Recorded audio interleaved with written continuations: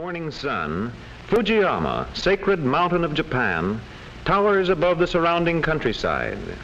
Along narrow paths through terraced rice fields nearby, children from the farming districts proceed on their way to school.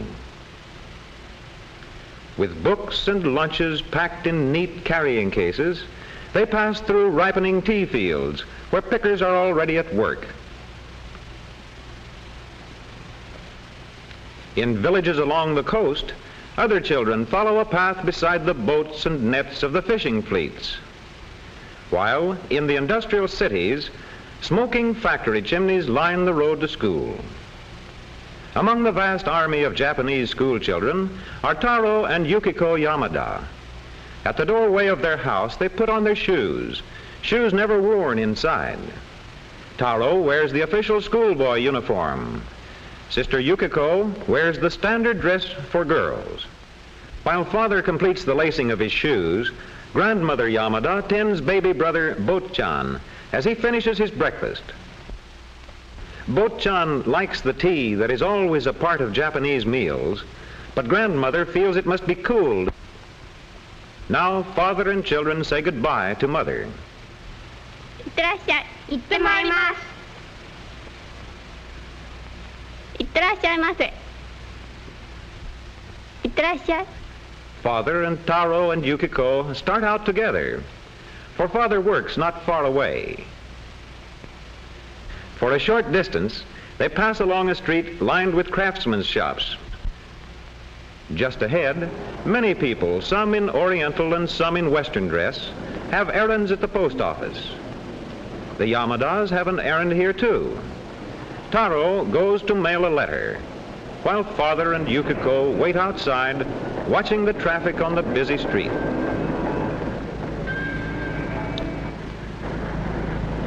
Presently, as Taro rejoins them, they move on, and soon they arrive at a railway station where father is the official in charge.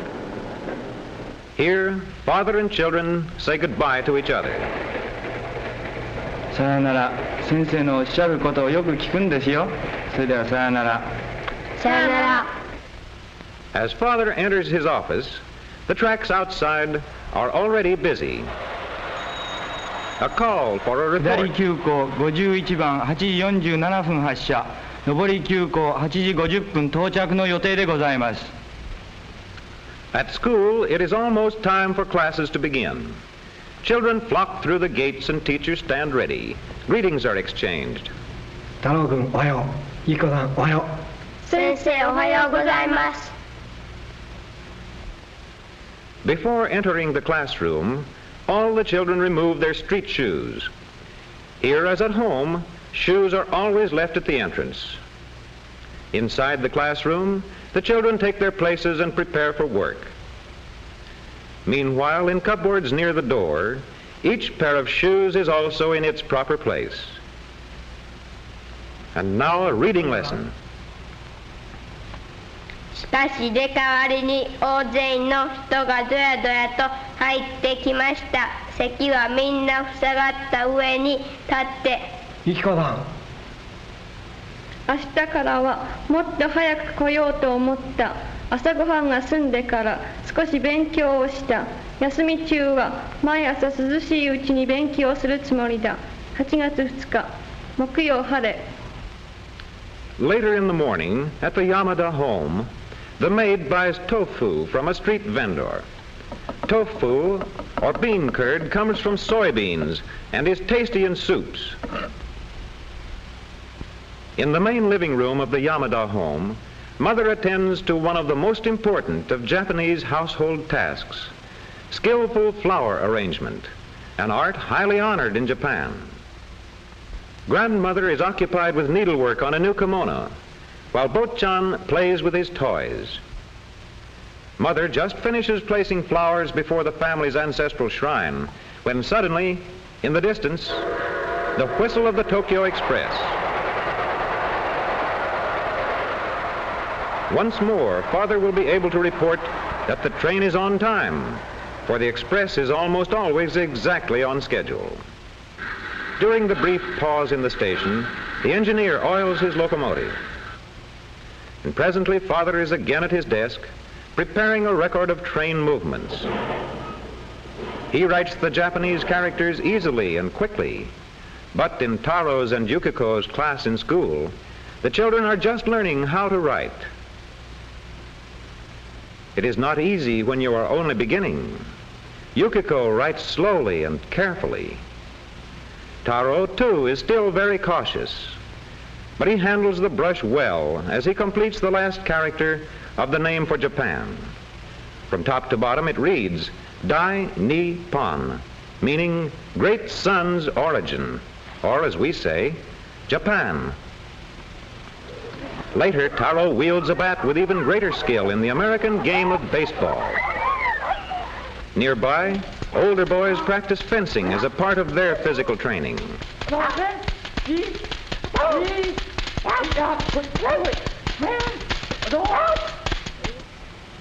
Today, Yukiko puts aside her school dress for a fine silk kimono. She and Brother Taro are going to a festival. This is an excursion in which the entire family joins. All look forward to seeing the cherry blossoms, and there will be many other attractions for young and old. Even as the Yamadas are leaving home for the day's outing, other families are already assembling at the scene of the festival. Cherry blossoms are everywhere, framing bridges, and here a castle of old Japan. Among the places visited by many of those who have gathered for the festival is a small shrine, one of thousands of such religious structures to be found in Japan. On their arrival, the Yamadas stop to worship.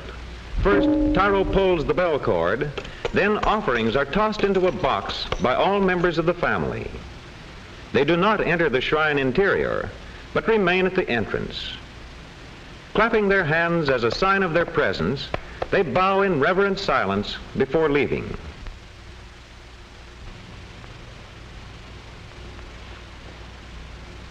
Now to enjoy the cherry blossoms, so beloved by the people of Japan. As with so many Japanese, father's hobby is photography. He is anxious to get pictures of the delicate blossoms, which last for only a few days each year. Another popular feature of the festival is a storyteller.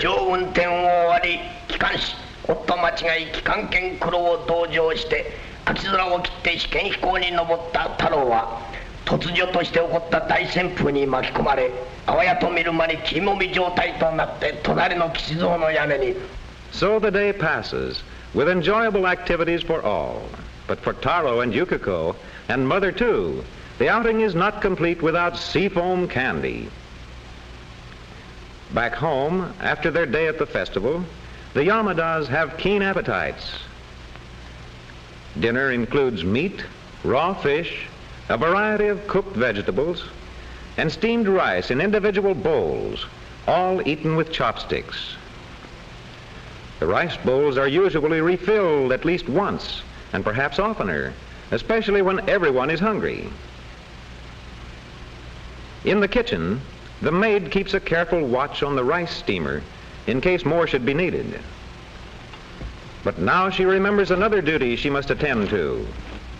It is time to put more coal on the fire that is already burning in a heating chamber directly beneath the household bath. The hot bath is a daily habit with the Japanese. Tonight, Taro will bathe first, but everyone will have a turn. Far from being afraid of soap, he lathers himself long and vigorously. Next, he dips water from the tub for a thorough rinsing. Washing and rinsing are done outside the tub, which is designed for the final restful soaking. In the living room, Mother and the maid make up beds on the spotless floor, while Father, dressed in a comfortable kimono, quietly reads the evening paper. It is getting late, and already in another part of the house, the children are asleep, Bo-chan still clutching his toy dog. Taro, perhaps reliving the day at the festival, Yukiko resting before tomorrow's return to school. The Yamada home and garden lose their outlines in the darkness of night, while distant Fujiyama looms majestic against the sky.